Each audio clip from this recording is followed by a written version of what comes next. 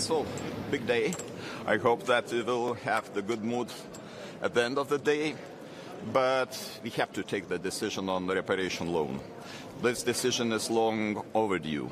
And this is very important looking from the perspective of next and the year 27 for Ukraine, because the macro financial assistance, strengthening of defense capabilities is a key, is a priority for this country, and nobody can provide financial support in such amount as Europe.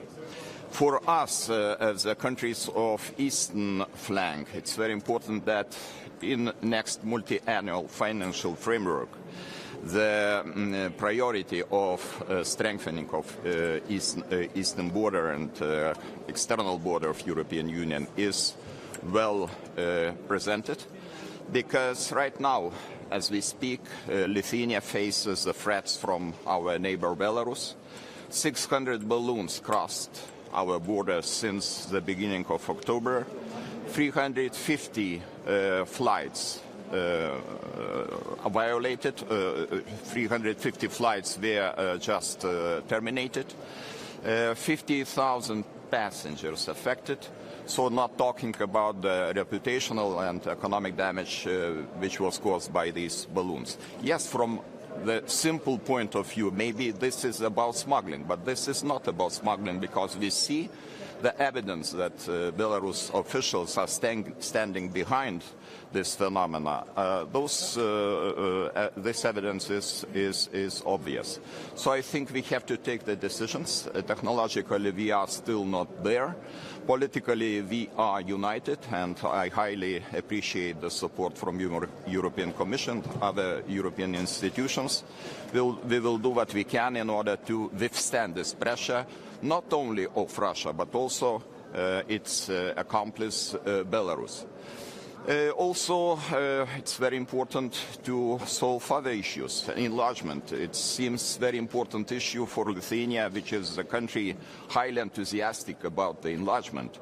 We see four front-runner countries: Ukraine, Moldova, Montenegro, and Albania. And we hope that all of them will have the opportunity to enter not only enter negotiations chapters, but also to come closer to European Union in coming years.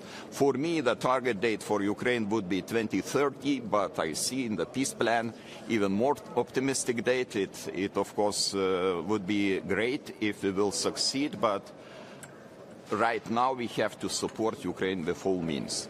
Sanctions on Russia and Belarus. Yes, we have to be tough.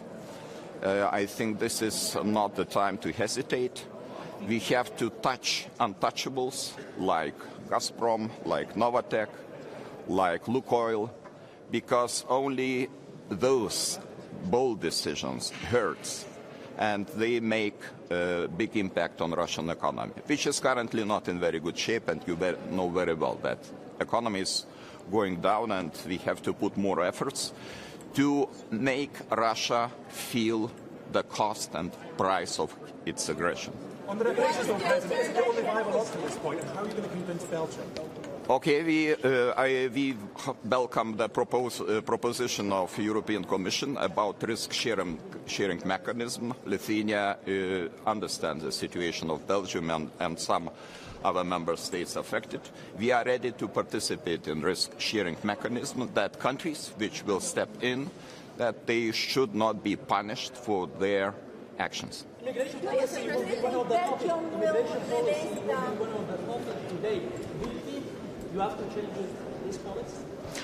I think on immigration we have to understand that there are different kinds of immigration. And for example, my country faces so-called instrumentalized immigration or migration from the side of Belarus quite long time, since 2021.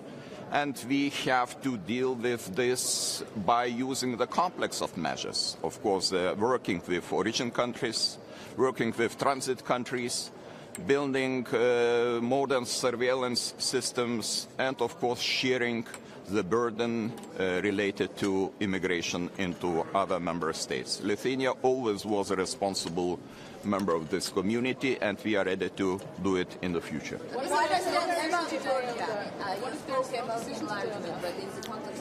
Unfortunately, what is happening in Georgia is not according to European understanding of democracy and democratic rules.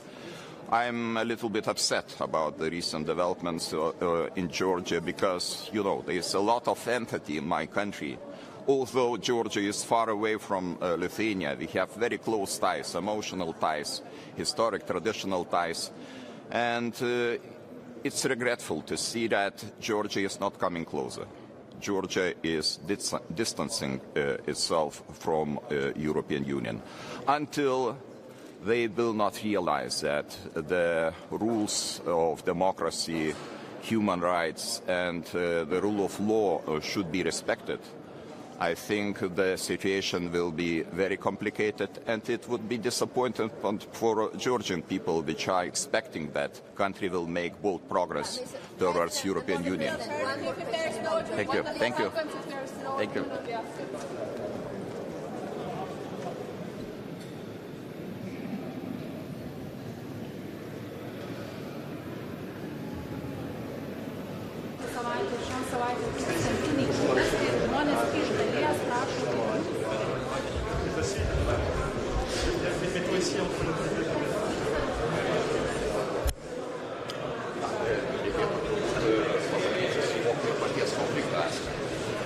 Dabar matome jau baigiamąjį konfliktą.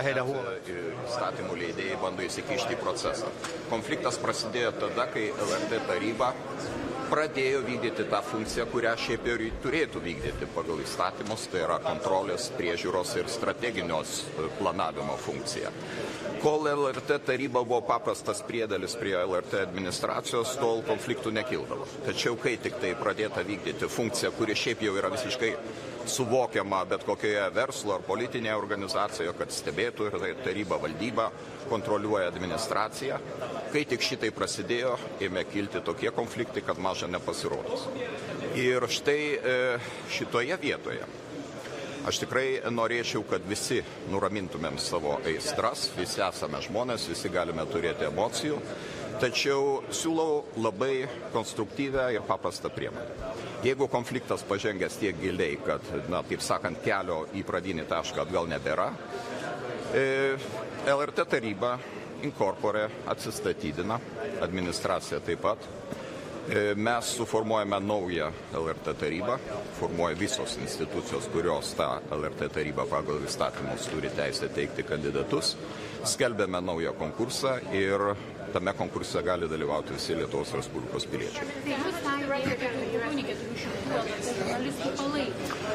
Tiesą sakant, tai yra ta idėja, kurią aš štai dabar turiu galimybę jums išsakyti, bet tai yra labai suprantamas kelias, kuris, ko gero, net ir padarytų patį teisėkūros procesą nereikalingų, nes nuimtų tą įtampą ir išspręstų tą problemos kamuolį, kuris susinarpliojo ir dabar matome, kas darosi mūsų gatvėse.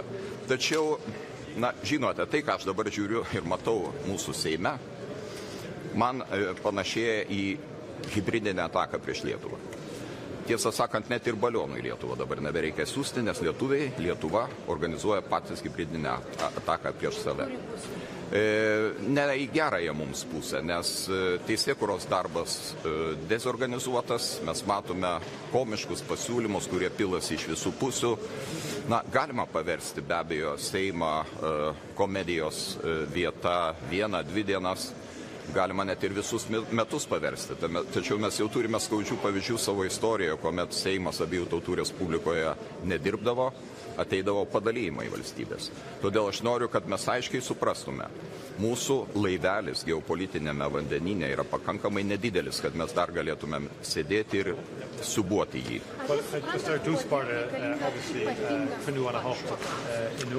Ne. Ir aš tai perdaviau socialdemokratams dar prieš pradedant šitą svarstymą. Juk buvo taip pat paskirta ir komisija, kuri turėjo vertinti arba atlikti teisinę ekspertizę, buvo galima ramiai sulaukti išvados ir tada jau daryti tuos sprendimus. Taip kad dabar jau esame tame taške, kuomet, sakau, sugrįžti į pradinį tašką yra gana sudėtinga, tačiau aš noriu, kad procesas būtų, na, kaip čia pasakyti, vis dėlto valdomas, atsiribokime nuo emocijų, nes šiandien Lietuvai mažiausiai reikia tokio vidinio susipriešinimo. Šią temą paskutinis klausimas. Ar jūs planuojate vetuoti pataisas, kuriuose atsidūrė net Seimo narės Katinas? Tai ką, vetuoti su Katinu? Ar priimti su Katinu? Tai apie ką mes kalbame? Ar kalbame apie rimtą įstatymo projektą, kuris oficialiai ateina į prezidentūrą, ar pasakojame anekdotus? Tai atsakymas yra labai paprastas. Aš dar kartą kartoju. Mes galime išspręsti šitą klausimą kitų būdų, nuraminti aistras, aš kviečiu Seimą tai daryti ir manau, kad tokia proga pasitaikys pačiu artimiausiu metu, jau pirmadienį susitiksiu su visų frakcijų vadovais, pasikviesime ir Seimo pirmininką, kad tiesiog ateitų pas mane ir išsiaiškintume visus aspektus ir pamėgintume ieškoti kelio iš susidariusios situacijos. Yes, we are talking right now about this. Lithuania is among the highest ranking countries according to Media Freedom Index, ranking number 14. And I think accountability, transparency are very important element of our information system. And we will continue to respect those rules in the future, and now I am commenting those issues to my mass media.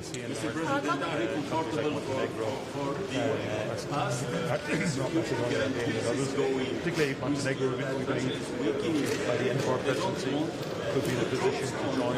Yes. That would be an objective.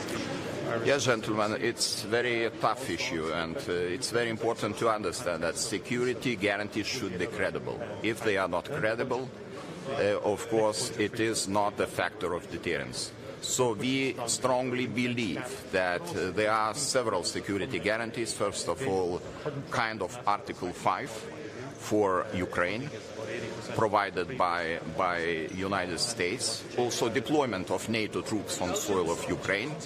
Of course, I know that Russia is resisting and Russia is opposing this idea. And strong Ukrainian army.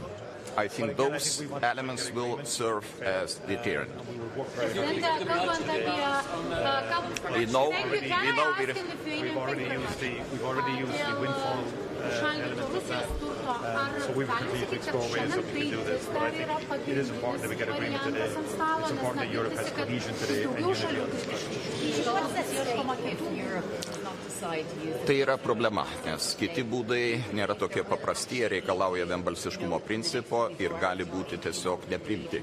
Tai kadangi šiuo klausimu mes vis dar tikiu galime surasti sprendimą ir tą sprendimą turėtume surasti šiandien arba rytoj, mes negalime palikti Briuselio to sprendimo nesuradę, nes tiesiog tai reikštų, kad Ukraina pradeda metus turėdama milžinišką finansinį deficitą ir neturėdama jokių garantijų, kad tą deficitą galės padengti. Niekieno kito kaip Europos atsakomybė yra užtikrinti, kad Ukrainos reikmės būtų patenkintos, nes šalis yra kritinėje savo istorijos kryžkelėje ir tikrai šiuo metu mes Ukrainai turime kaip niekada stipriai ištiesti pagalbos ranką ir Lietuva yra pasirengusi tai daryti ir aktyviai dalyvauti. Turite galvoje apie biudžetą? Tai vėlgi, aš apie tai ir kalbu, kad tai yra vienbalsiškumo principas, kad šalis, kurios dabar aiškiai deklaruoja, ir tai nėra tik tai viena šalis Vengrija, bet ir matome ir Slovakijos, ir Čekijos naujo premjero pasisakymus, tiesiog konsensuso mes nerasime. Šiuo klausimu, pirmojų variantų, mes konsensusą galime rasti, kadangi kalbame apie klausimus, kurie gali būti sureguliuoti. Šiuo metu pagrindiniai klausimai yra susijęs su rizikos rizikos pasidalinimo.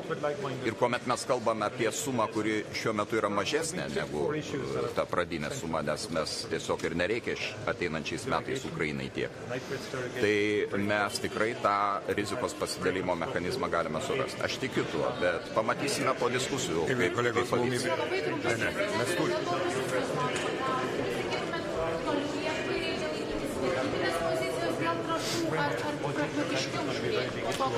Tai vienas išmintingas žmogus pasakė, geriausiai apsimokanti politika tai yra vertybių politika.